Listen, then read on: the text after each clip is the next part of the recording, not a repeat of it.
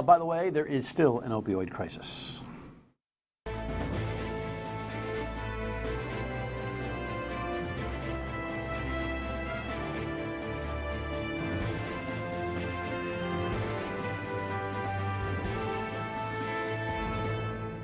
The Dan York State of Mind program is brought to you in part by Lookout Rhode Island and Taco Comfort Solutions. You know, to the credit of Eyewitness News, some 70 reports, shows, investigations have been produced on the opioid crisis.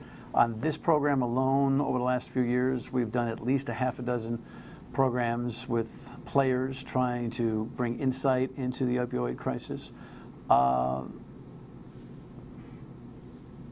don't know. It seems like we went into a situation a little while back where there wasn't much news about it. There's been an interesting uptick lately. But while the numbers have reportedly subsided just a little bit, this is still a situation that I think we've actually developed a condition of acceptance for, which may not be the right approach. Thank you very much. How about that number and the next one? Yeah. And as we've discussed with this opioid crisis, this is not the typical, stereotypical rather, notion that, you know, some deadbeat drug addict, you know, just bit the dust, da-da-da-da-da-da. Not that those lives, in God's mind, yours or mine, aren't as important as anybody else's, but we have seen that this has just traversed the world, that we are in a situation where hardly anybody, it's like cancer deaths, hardly anybody you or I know doesn't know somebody that's either dealing with it, been victimized by it, or could be. And that's a big problem.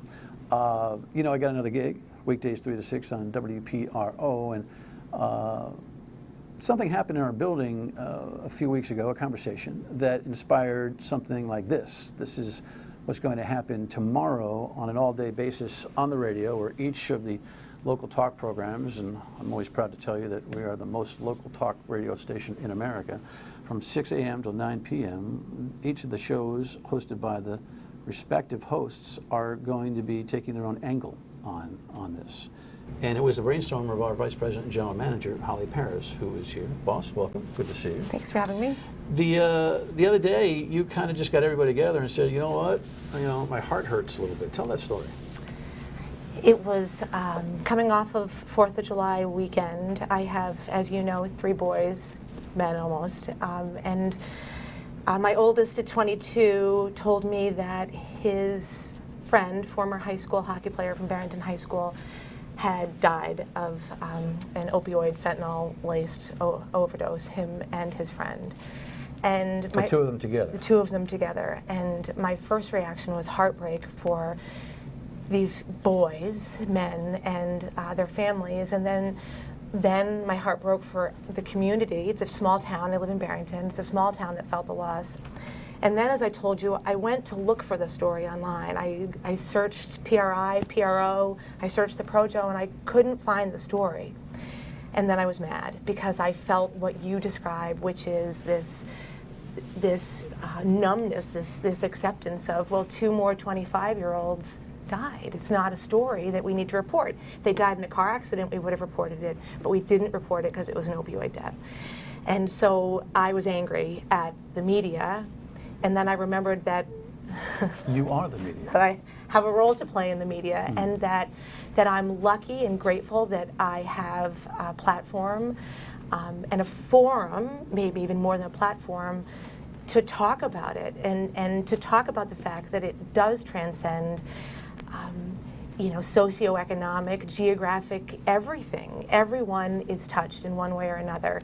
And there's, you know, 50, 60-year-old men who have hip issues, and there's young athletes who are overprescribed, and there's mental health, and there's everything. And so we did make the decision to do something we've almost never done before, which is to talk about it all day. And you and I disagreed a little bit about, can we really talk about it all day?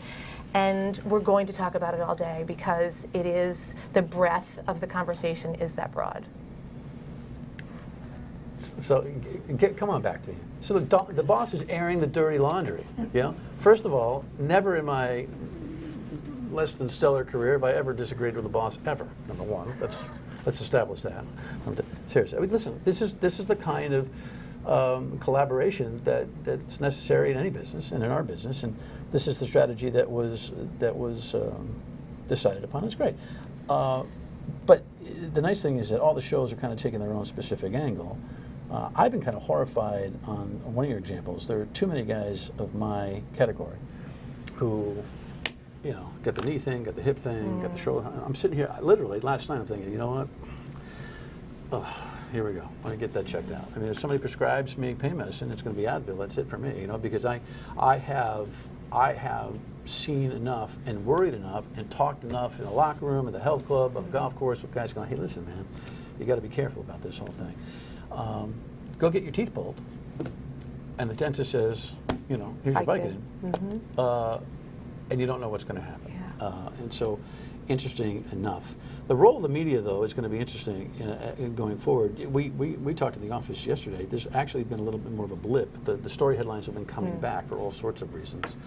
I don't know that you're going to be able to change the idea that two young men, God rest their souls, lost their lives and have it be reported. I liken it back to the HIV crisis, right, where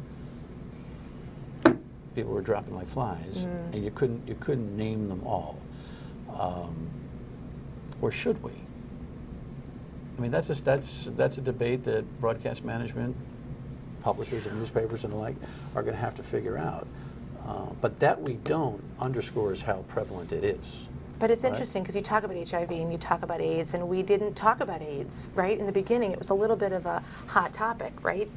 It was someone else, right? It was an intravenous drug user, it was someone else.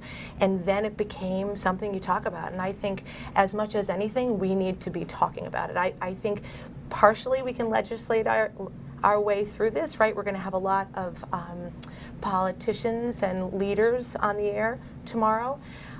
But that's one part of it. The other part of it is talking about it and bringing it into your conversation, talking to your kids about it, talking to the doctor about it. When my husband was prescribed OxyContin after a kidney procedure, we didn't take the prescription home.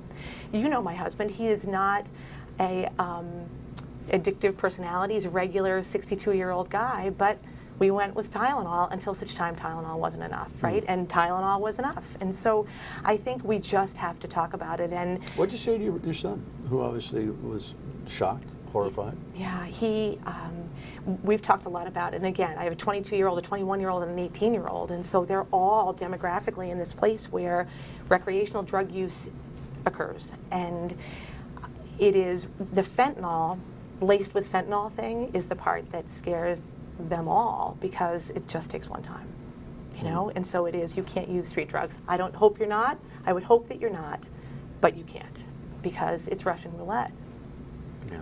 And that was a really hard conversation to have, but a really important conversation, and one I might not have known to have, right? So back to the talking about it, is we have to talk about that. You have to say it out loud to your children and to your doctor, and but it's an epidemic and it's a crisis and it's terrifying, and I'm grateful. The community's response to what we're doing, the leaders who are coming on to our airwaves to talk about it, people who have suffered loss to talk about it is pretty remarkable. All right, well, good call. And again, it's a team thing media-wise. I mean, this is my other job, and the management here said, yeah, absolutely. This crisis and topic is all too important. Again, the newsroom here has done some 70 stories on this particular issue. We've done a half a dozen shows, and you got to keep it going.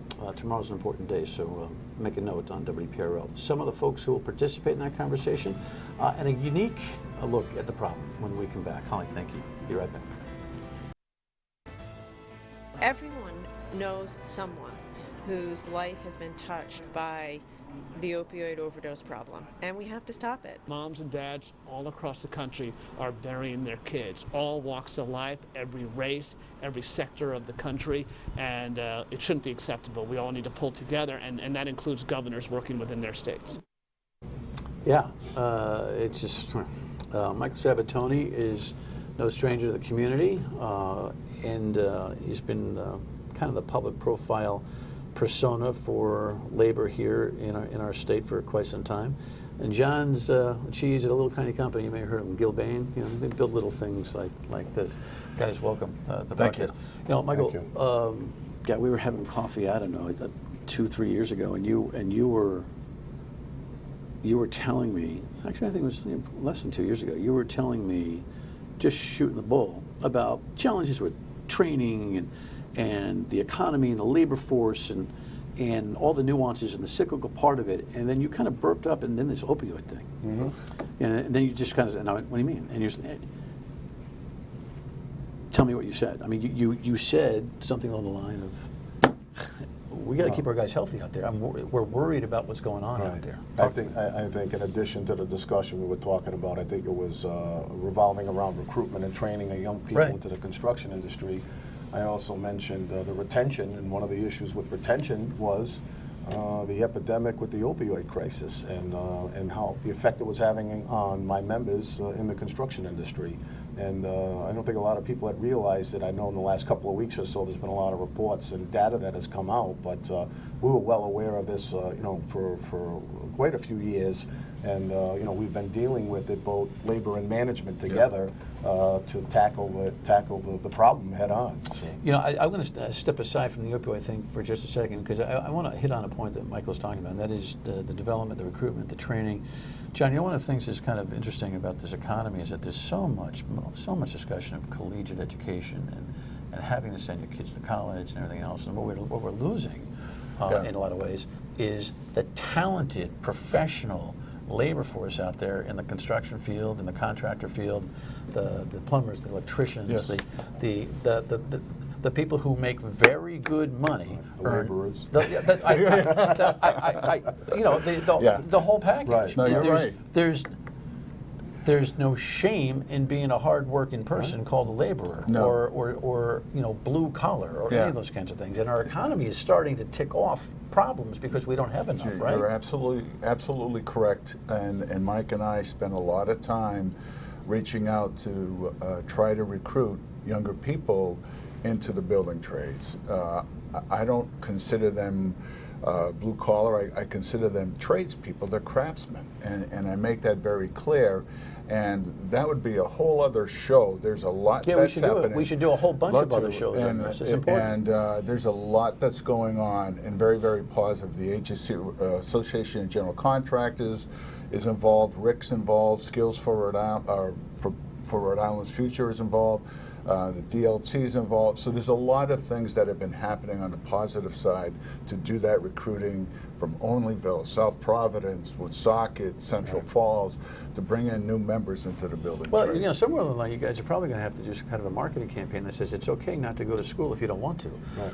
This whole cultural condition that is, you're going to go right from high school. What college are you going to? What college are you going to? What college are you going to? What college are you going to? Yeah. How much debt are you going to have? How much debt are you going to have? And now we piled up $1.5 trillion of American debt. Yeah. And I bet you, I don't know what the data would be. There's a couple $100 billion probably of unnecessary debt for people who have made other decisions, right? One of the biggest roadblocks for us over the years was to have the buy-in from the educators and for them to say, okay, this is a very good career path for someone to take that doesn't want to go to a conventional 4-year college and beyond, that this is the other, we call it 4- and 5-year degree via apprenticeship, and get guidance counselors and educators and people to realize that you can make a pretty damn good living in the construction industry to become a bona fide journey person in your craft. You make a very good wage with benefits, with health care, with retirement, that a lot of industries don't provide nowadays. And the other thing is, when you're done, the industry, labor and management train you, you don't have the college debt at the end of it as well. And lastly, these skill sets are transferable anywhere in the world. So you can go anywhere and make a living once you become proficient in any one of the classifications. I think there's 17 bona fide classifications that we do that are apprenticeship. Right. Makes sense. Promise, we'll elaborate on this concept when we go. But listen, you know, there's a lot of physical work involved in this kind of field, and sometimes you get boo-boos, and then you get prescriptions, and then you get in trouble. We'll talk about that major focus of the conversation when we come back. Stay with us.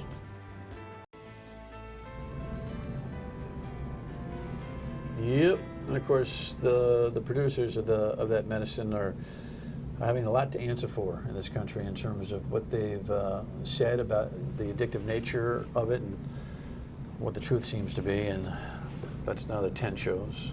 Again, we've done plenty here. The theme of this conversation today is, WPRO tomorrow is having an all-day event. These two gentlemen are going to participate in my program as well tomorrow, elaborating on these matters, and taking a day out to just kind of focus everybody. Hopefully, we'll save a life or two out there. I don't know what it does to buck the trend, but speaking of trends, Johnny, you got. Yeah. This is on the job site now. These This is are on all our Narcan, job by the way. sites. Anybody seen a box of this? Let me And open it up. you reach out to Erin McDonough at NOPE. And Can I open this? You sure, go Okay, ahead. And NOPE is, if I can remember the acronym, it has to do with naloxone overdose prevention education program. Right. And hopefully you'd get it open faster than that if there was an emergency. Well, hopefully, have a different fastener. Right? So Okay. what happens So this is it looks like my Flonase. Yes, exactly. Yeah. Exactly. That's a nasal spray. It's not the EpiPen. What people have to understand, there's a few things to talk about with that is you have to do CPR, because if you're going to come across someone, they're probably not breathing. So you immediately have to call 911, start the CPR. Hopefully there's a Narcan kit around. We have them on all our job sites. Right. And get the Narcan and continue the CPR until the first responders show So who are you up. training on the job with this? Everybody? So we've been trained. We had the training. These guys have been trained. All our field people, all our office people have been trained. The AGC, Association of General Contractors, has set up training, going out and around to train a lot of the other companies and their staff, just so in case this ever happens, just this little bit of training could save a life. It's that dangerous and that important. Well, listen, we've had a tradition of having defibrillators and Yes. all that kind of stuff Yes. available in the public and on job Yes. sites. All our job sites. This comes with a little bit of a stigma that you have to eliminate, right, Michael? Well, Yes. I think what you're seeing here is that we've been working at this for a couple of years now, and the fact that we're at this point, we've done numerous seminars to educate our entire industry, both labor and management, business reps, Yeah. all the way down to foremans and stewards, our general tradespeople, as well as project managers, vice presidents, superintendents on job sites to, number one, get rid of the stigma, and then number two, identify what the problem was, and then number three, we actually have one coming up on October 10th, which is starting our educational process now. So we've developed toolbox talks, we've developed comprehensive training programs that can be as much as 4-hour segments that we embed in our apprenticeship programs, our journeyman upgrades, our site safety orientation programs, all that. This has to be constant. And the fact that we're actually at the point now to see the necessity to have this on a construction site means that we're not running away from the problem, we're tackling it head on. Hopefully we'll never have to open a box up like that like we just did. But if we need to, it's there. And Well, we're hoping that the education is the piece for us to say, it's a very short path from here to there. And the fact that we're doing it together to eliminate the stigma of this problem is a big step of labor and management. Well, stigmas are a problem in general. There's a lot of data out there. This is another show that's coming up soon. There are a lot of police officers that are committing suicide right now Another in this population, country, and that's been kind of a dirty little secret. And the Rhode Island Police Use Association, I know, wants to talk about it soon enough. And the only reason I bring that up is because it's another one of those things that we don't talk about. We don't talk about, and all of a sudden it's like it's time to say that you're in a. I'm not going to say a tough business. I don't want to advance any stereotypes, but let's put it this way: mostly men, Right. not completely, Yeah, but mostly mostly. men working on construction sites are strong people, strong guys, tough guys. I mean, they're not necessarily wanting to say, "Hey, boss, I got a little, you had that knee thing, and now I can't go without." It's production. Yeah. It's your. I can't. It's also this. It's that if you're not on the job, you're not getting not paid. getting Everything paid. we do in our industry is based on hours to keep you vesting in your health and welfare plan, to make your pension credits, to make sure that you maintain a level of hours in the construction industry. So there's big time pressure both on the contractors in a Yeah. market that needs people, Yep. for people, our most talented people, to get back to work because we need the productivity and the production, as well as while you're not there, you're not getting paid and you're not paying into those funds and making those hours so that you're covered via our programs. That's just the way our industry is set up. It's all based on man hours. So there's huge pressure to come back as quickly as you can, both from the employer side and from the labor side as well. That's just the way the industry is. So Very you're- competitive and so the industry. natural decision is, okay, I had the knee, I had the hip, I had the shoulder, I had the thing. I'll just get on the drugs and I'm back to work because To I got cope, or or just deal with Or it. if I have one, I feel this good. If I take two, I'll feel twice as good. If I take three, wow, I can really work hard. And that's what happens. They get into that Are we horrible seeing cycle. on the job, we don't know specific projects or whatever that, but have you seen on the job a deterioration of the production of work based on the worry, based on this is the reliever, but the number of No, I drugs have that are not. being I taken? have not seen anything yet. What we're trying to do, and it's all about education, communication, getting the word out, removing the stigma, letting people know that how to get access to help when you need it, that they know that this is on a job site, that if there's something wrong, there's people in the trailer. And it's not just for the people on the job site. We work in urban areas, so we have to be prepared for everything. We have People to be- coming by. People coming by. All our people are trained for first aid, CPR, stop the bleed. We have AEDs on all our job sites because we're more than just a job site.